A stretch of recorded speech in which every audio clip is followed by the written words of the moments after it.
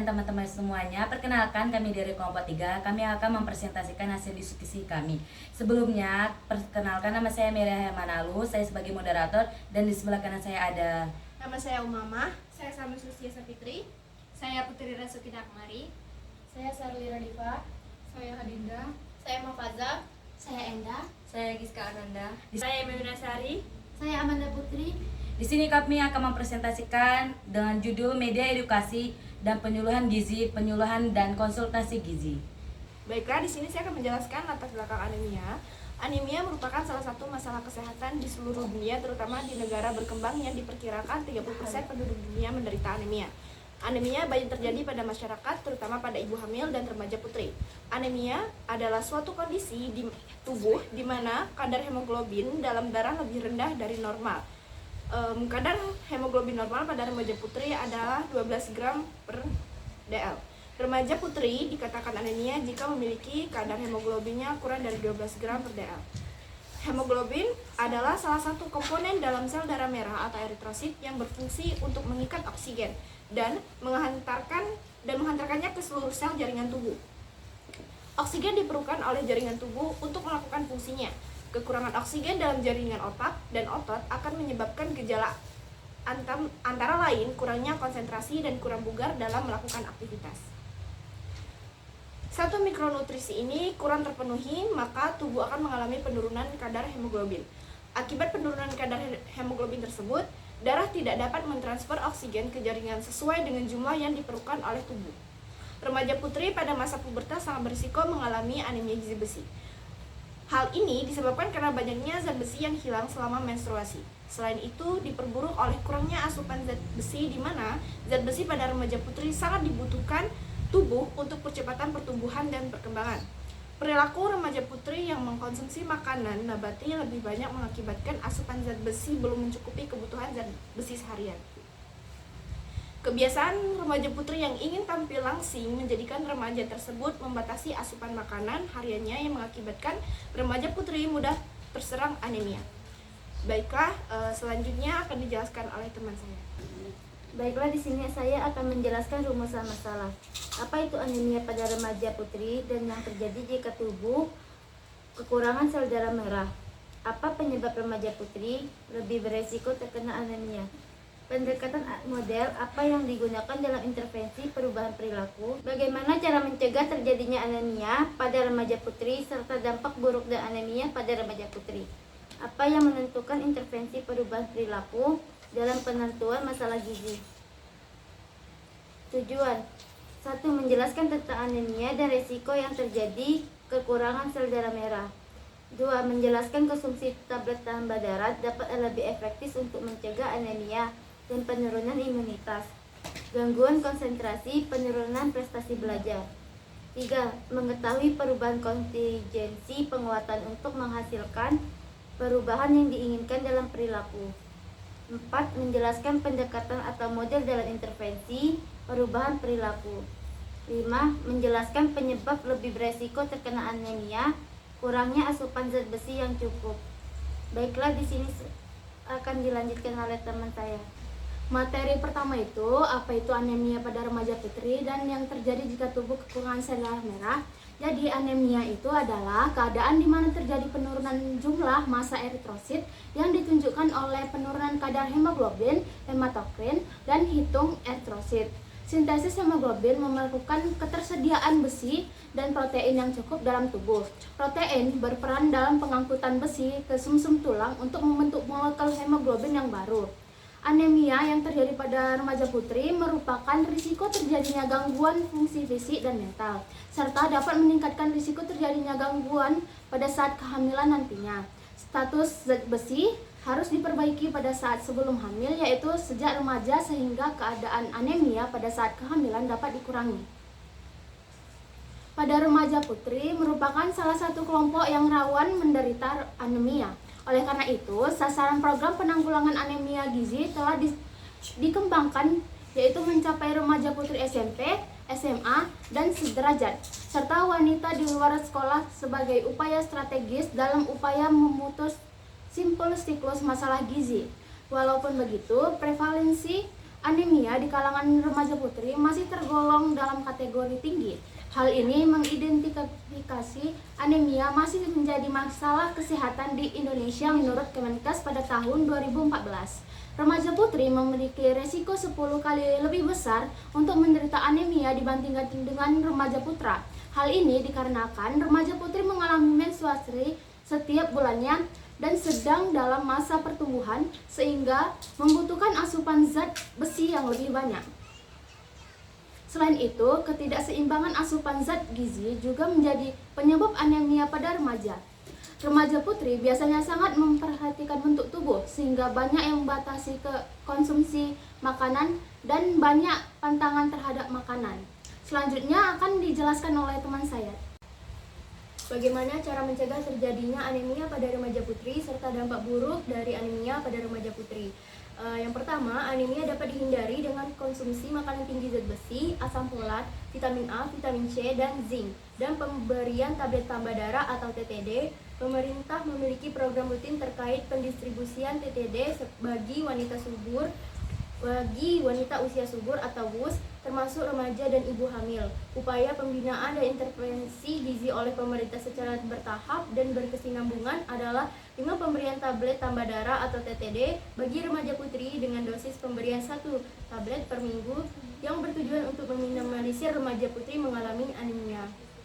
Yang kedua, kondisi kekurangan gizi berupa zat besi merupakan salah satu penyebab utama anemia. Hal itu disebabkan oleh gaya hidup dari remaja, diantaranya kebiasaan asupan gizi yang tidak optimal, khususnya sumber zat besi, kebiasaan minum teh, serta kopi saat makan, dan kekurangannya aktivitas fisik menurut Kemenkes 2018. Baik, selanjutnya akan dibacakan oleh teman saya. Penanggulangan dan pencegahan anemia pada remaja dapat dilakukan dengan beberapa hal berikut. A. Meningkatkan asupan makanan sumber zat besi. B. Suplementasi zat besi dengan konsumsi pil tambah darah. D. Meningkatkan konsumsi buah dan sayur sebagai sumber vitamin C. E. Meningkatkan konsumsi sumber protein hewani. E. Menghindari konsumsi teh dan kopi saat makan atau saat mengkonsumsi pil tambah darah. F. Berolahraga atau beraktivitas fisik secara rutin. Dalam mencegah dan menanggulangi kondisi anemia diperlukan kerjasama dari pihak pemerintah dan masyarakat. Oleh karena itu, remaja diharapkan dapat menerapkan langkah-langkah pencegahan anemia dalam kehidupan sehari-hari. Pada remaja putri, anemia dapat memperbesar resiko kematian saat melahirkan bayi lahir prematur dan berat badan bayi yang cenderung rendah. Dampak anemia pada remaja putri yaitu pertumbuhan terhambat, mudah terinfeksi, mengakibatkan kebugaran atau kesegaran tubuh berkurang, semangat belajar atau berprestasi menurun. Selanjutnya akan dibacakan oleh teman saya. Apa yang menentukan intervensi perubahan perilaku dalam penentuan masalah gizi? Yang pertama, hemoglobin merupakan parameter yang digunakan untuk menetapkan prevalensi anemia. Yang kedua, kadar hemoglobin dalam tubuh berbeda sesuai dengan jenis kelamin dan usia. Yang ketiga, kadar Hb normal pada remaja putri adalah lebih dari 12. Yang keempat, edukasi gizi digunakan sebagai alat meningkatkan kesadaran yang dapat meningkatkan sikap individu tentang pencegahan dan penanggulangan anemia gizi besi. Yang kelima, oleh karena itu perlu diberikan edukasi kepada remaja mengenai pengetahuan gizi dan juga kesehatan. Selanjutnya akan dijelaskan oleh Putri.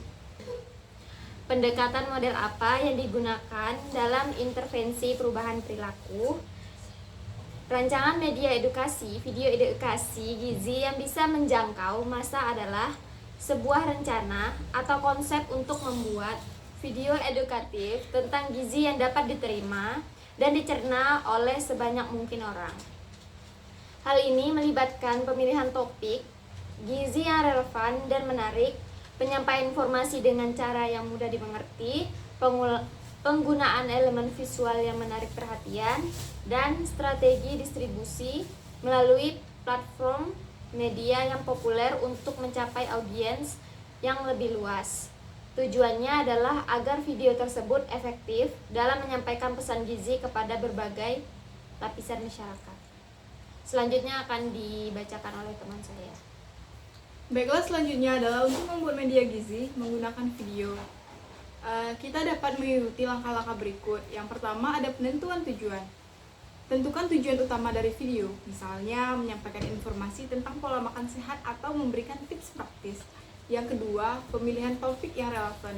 Pilih topik gizi yang relevan dan menarik bagi target audiens. Yang ketiga, skrip yang jelas. Buat skrip dengan bahasa yang sederhana dan jelas untuk memandu narasi video. Yang keempat, visual yang menarik. Gunakan grafis, animasi, atau rekaman yang menarik untuk membantu memahamkan konsep gizi. Pastikan tata letaknya bersih dan mudah dipahami. Yang kelima, durasi sesuai. Pertimbangkan durasi video agar tidak terlalu panjang dan dapat mempertahankan perhatian penonton. Baiklah, selanjutnya akan dijelaskan oleh Sherlyn. 6. Testimoni atau kasus nyata. Sertakan testimoni atau contoh kasus nyata untuk membuat kontennya lebih relevan dan dapat dihubungkan oleh penonton. 7. Optimalkan suara dan musik. Pastikan kualitas suara yang baik dan musik latar yang mendukung, tetapi tidak mengganggu. 8. Pendekatan interaktif opsional. Jika memungkinkan, tambahkan elemen interaktif seperti pertanyaan atau polling untuk melibatkan penonton. 9. Optimalkan distribusi. Bagikan video melalui platform media sosial, situs web, atau saluran YouTube untuk mencapai lebih banyak orang. 10. Evaluasi dan umpan balik. Setelah peluncuran, terima umpan balik dari penonton dan gunakan informasi tersebut untuk meningkatkan video berikutnya. Selanjutnya akan dibacakan oleh rekan saya. Apa penyebab remaja putri lebih berisiko terkena anemia? Fase remaja merupakan fase yang rentan terhadap risiko kesehatan karena di dalam fase remaja terjadi perkembangan tubuh yang pesat sehingga diperlukan sumber gizi yang cukup. Akan tetapi, kebutuhan gizi yang cukup tersebut sering diabaikan oleh para remaja, ditimbulkan seperti kejadian anemia pada remaja. Remaja putri juga merupakan salah satu populasi yang memiliki risiko lebih tinggi terkena anemia dibanding putra. Hal tersebut terjadi akibat remaja putri mengalami menstruasi setiap bulan merupakan salah satu faktor penyebab remaja putri mudah terkena anemia. Memiliki keinginan untuk tetap langsing, status gizi pada remaja putri sering dipengaruhi oleh perilaku makan dan body image. Banyak remaja yang merasa tidak puas dengan penampilan dirinya sendiri, apalagi yang menyangkut tentang body image atau preferensi terhadap tubuhnya, di mana bentuk tubuh tinggi dan kurus merupakan hal yang diinginkan oleh remaja putri.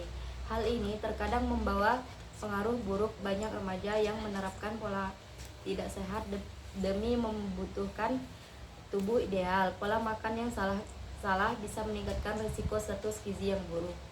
Selanjutnya akan dijelaskan oleh teman saya.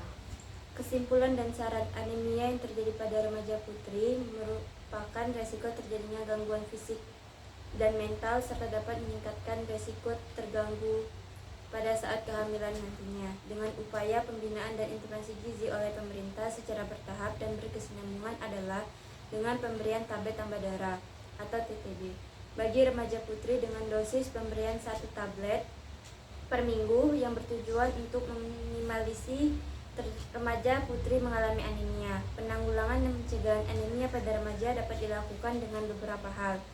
Yang pertama, meningkatnya asupan makanan sumber zat besi. Berdasarkan kesimpulan yang didapat dari pembahasan, maka dapat disarankan kepada mahasiswa agar dapat memahami dengan baik tentang anemia, sehingga dapat membantu dalam kegiatan penyuluhan edukasi kesehatan tentang anemia. Disarankan kepada para pembaca untuk memahami tentang pengertian, penyebab, intervensi, serta pencegahan anemia, sehingga angka kejadian anemia dapat menurun. Sekian presentasi dari kami, terima kasih dan selamat sore. Audio Jungle.